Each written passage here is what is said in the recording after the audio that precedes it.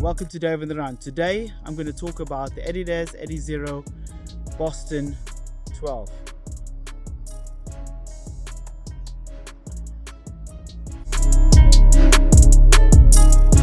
So this is a really good shoe. It is an upgrade of the Boston 10 and 11. I think Adidas have actually really gone beyond and actually listened to everybody and have created something that is actually of really good value. I thought about this shoe and I first of all thought, how would I use this shoe? This is actually a shoe that I believe you can actually race and train in, or train and race in, whichever way you want to go. As you can see today, I'm in beautiful Drakensberg, Central Drakensberg. I've actually gone for a couple of runs in the shoe. I've actually racked up quite a few miles in the shoe right now. Just really loving the shoe, loving what it actually represents and what you're able to do very naturally in the shoe.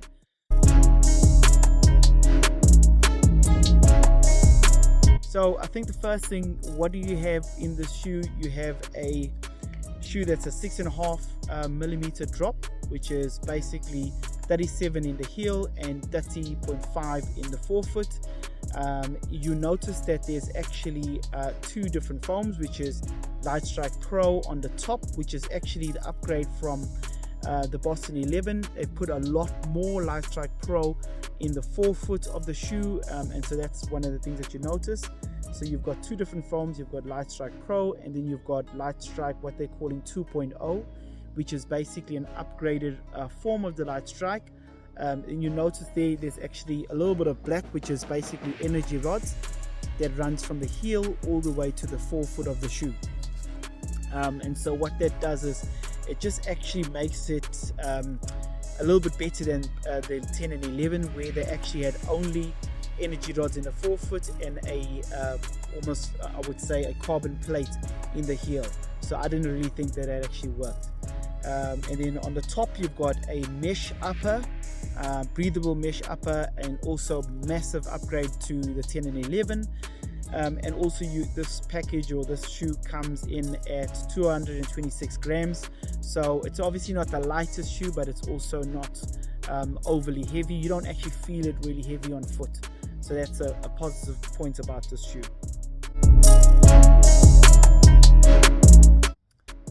Okay, so positives, I would say, I think the first one is having the upgrade of the shoe, which is number one, more Light Strike Pro in the forefoot.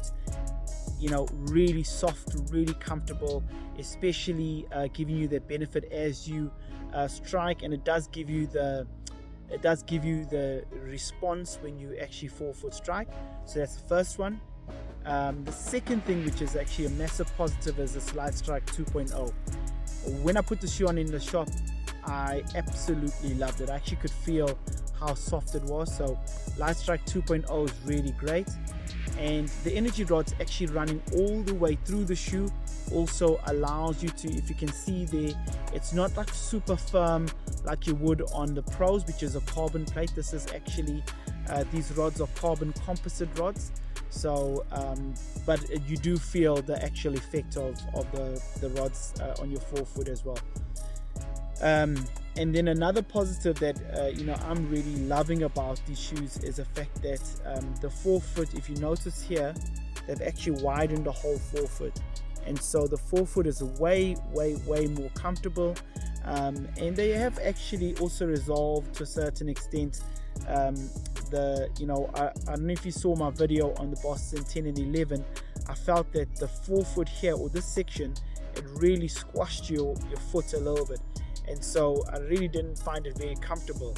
Whereas on this one, they've actually put a suede kind of like insole, if I can just show you there, and essentially all that does is it just hugs your foot, or it hugs over your foot. So I really prefer that because it's a lot more comfortable.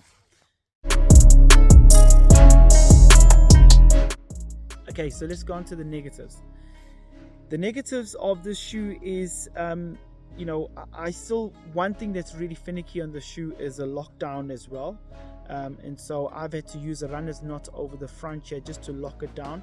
It takes a little bit of time. It can be done, but it's just a bit more finicky. and you have to make sure that after you've put your shoe on, you just check it again, because it does tend to loosen a bit as you walk in it after you've tightened it up. So just check that. The second one, which is it's quite a small point, but just the padding over the front of the shoe, or over the tongue. The tongue is really thin, and I find that actually you can tend to get a bit of lace pressure over the front of the shoe, so a little bit of padding there. And then the heel, obviously they've gone for this minimalist heel, so there's just two like if I can show you there, two little pads, one running there and one running at the bottom. Essentially there's nothing wrong with it, but I just think it's not going to add as much weight just by putting in a little bit of just a normal standard foam heel counter. That I think will just add a little bit more comfort to the shoe. Okay, so overall I would say I would recommend this shoe. I would recommend this shoe because it's a really good shoe to train in. I find that if I'm going to do a long run, I'm actually just going to get this shoe to put it on, because I really love running in this shoe. From the perspective of it being what they call a super trainer, I love the fact that you can train in the shoe and you can race in it. And I've already started training in it. I haven't done any races of late, but I would have no problem putting the shoe on to race in it as well. So from a value for money perspective, it's going to give you that. It's going to give you training ability, it's going to give you racing ability. Being from Durban, I think one of the key things is everybody here is training for comrades, and so one of the key things is, would I actually use this shoe to train or race for race comrades in? I would say absolutely. As I've said in previous videos, one thing I like about the Boston is the fact that it gives you that benefit when you're doing hill training. It does assist you going up those hills, and so I would say this would be a great shoe for that.